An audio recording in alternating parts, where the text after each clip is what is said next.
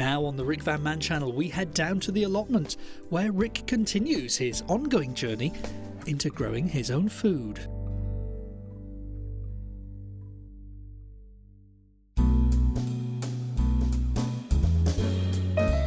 Okay, it's about 6 o'clock in the evening and I'm just looking at this allotment plot. Look at all these slugs. They seem to be sort of migrating out of the long grass and heading towards wherever they're heading towards. Doing things. I really ought to tread on them, but I don't like doing that. Anyway, I'm just out at obviously at the allotments here. I'm just kind of going to check on my plot. To be honest with you, I've sort of half given up on it this year. The weather has just been so rotten. It's just been so wet. Nothing is growing. Although I'm impressed by this guy. He's got some runner beans that are actually growing. Very impressive. Well, very impressive when you look at the runner beans I've got. When we get around here, let's go and have a look at them. Sunflowers are starting to come up. I had to stake them the other day because a couple of them had been blown over by the wind. So I think I'm going to get some nice big heads on those at some point soon.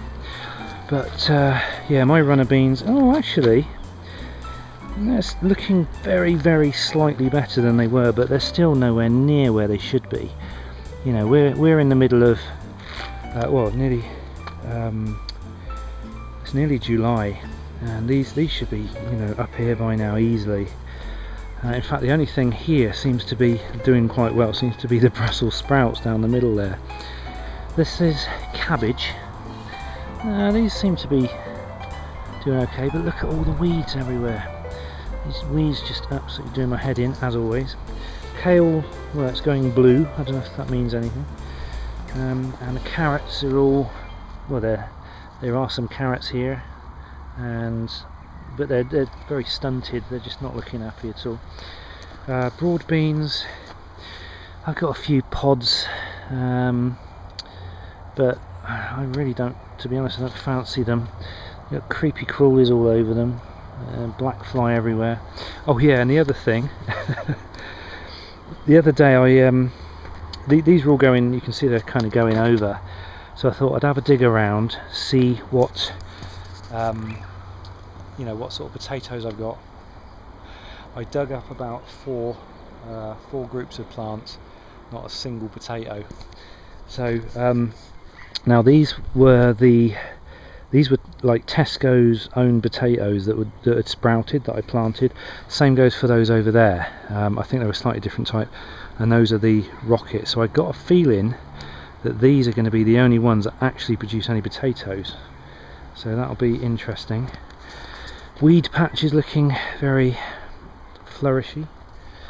Look at the grass there. Look, I've got above waist, almost chest height grass. I was going to come down here today and trim it, but it was too wet earlier. It was just pouring with rain again. But I have actually taken the plunge and bought some of that Roundup gel. And what I'm going to do is, because the bindweed is so bad over there, this gel, you just touch it on the leaf and it takes it back to the root and kills the bindweed. Okay, so we're looking at polytunnel. Well, there's lots growing, no doubt about it. The tomatoes don't look too bad, they look quite healthy. The leaves are growing, I'm getting lots of little flowers everywhere. I've got a few tomatoes there as well. Also the parsnips are kind of looking very, very foliagey. Which is good, and got some radish there, all a bit small at the moment, but hopefully they'll another week and they'll be okay. And then those radish go right the way along to here. The cucumbers? I've got a few cucumbers growing there, looking okay. I've got a big one in there, although he's a bit twisted up, so I might have to cut him free. And we've got another biggish one there. Courgettes. I sort of discovered the other day I don't really like courgettes that much, so I don't really know why I grew them.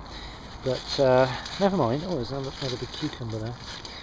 And again, the water's all kind of soaked, and when I came here the other day, the ground was all waterlogged again. So this one probably won't do that well. This one's doing okay. got a few courgettes on it, and oh, there's a big one there. Look at that. Actually, he's ready. I'm going to have that one. I'd say he's ready. Look at that. There we go. That's quite a nice little courgette. I'm quite happy with that. Lovely great big ant hill right amongst all me garlic. It's probably killed off that garlic there. Never mind, I don't think the garlic's ready for digging up yet. I'm not sure. Don't know. Sweet corn's looking fantastic. Look at that, huge. There's our little hoverfly again. He was here last time. Funny little thing. I'm not sure when. Oh, there we go. Look, I've actually got something inside this sweet corn there. That's good. Quite impressed with that. Oh, on that one, look, we've actually got some little seedy things. Super. So we're definitely getting progress for the sweet corn. So maybe next year I might have to have a lot of sweet corn. Don't know. Celery's looking good. Pak choy is starting to take shape. That's good. So generally speaking, things are growing in the polytunnel.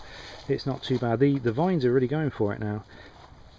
I noticed I've got another vine coming out here, so I might have to tie that up. I'm not going to do much today. I just kind of come here to have a quick look. Got a strawberry there. That'll be ready in a day or two. Oh no, look, we've got an ant hill. Got ants in my strawberry. That's not good. I don't think it's good anyway. That's 2 ant hills in my polytunnel. That wasn't here last time. Oh no, look, eggs everywhere. That's not a good sign.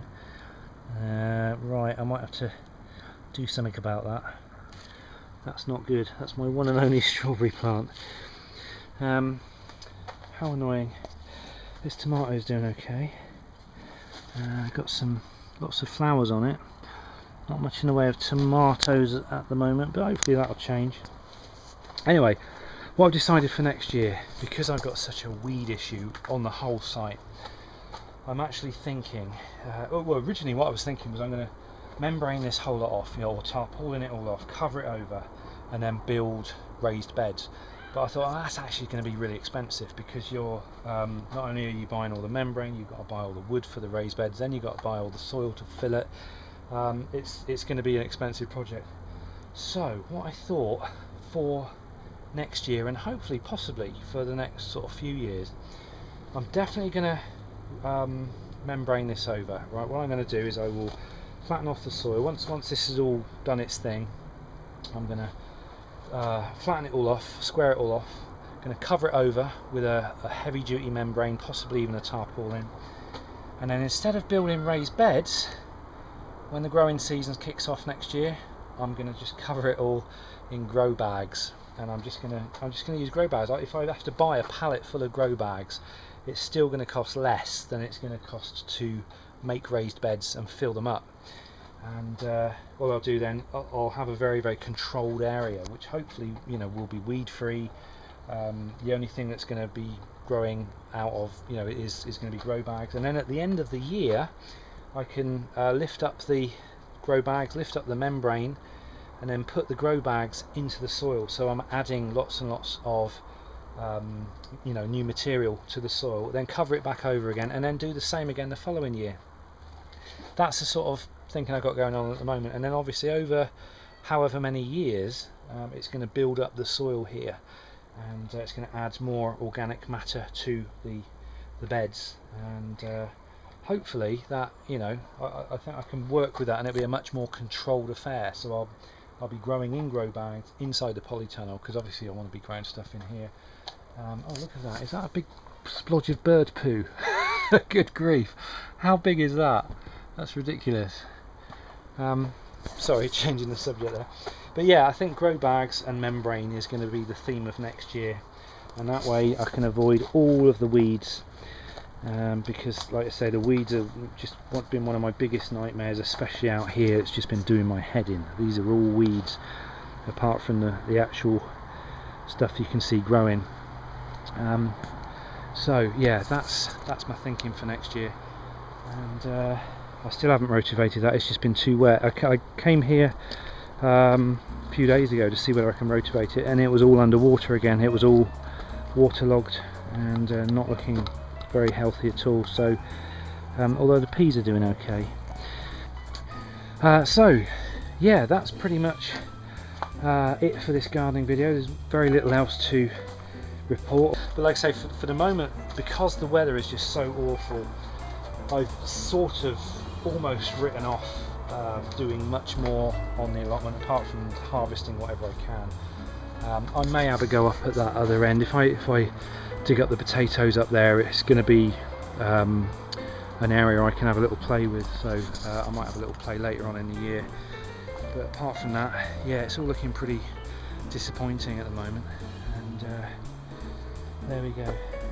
If you didn't watch, if you're a gardener in the UK and you haven't already seen Gary Entropy's music video, then do be sure to have a look. I will put a link below as well, so that you can go there, because it's just brilliant. He's written a song about you know, the bad weather and everything in the UK. It's just brilliant. So there we go. I've finished for the evening. I just had like I say, a little look around, and now how can I put this? We're just about to approach July, and the entire crop that I've got from my allotment is one courgette. That is it. That one courgette. That's the most expensive courgette in the world.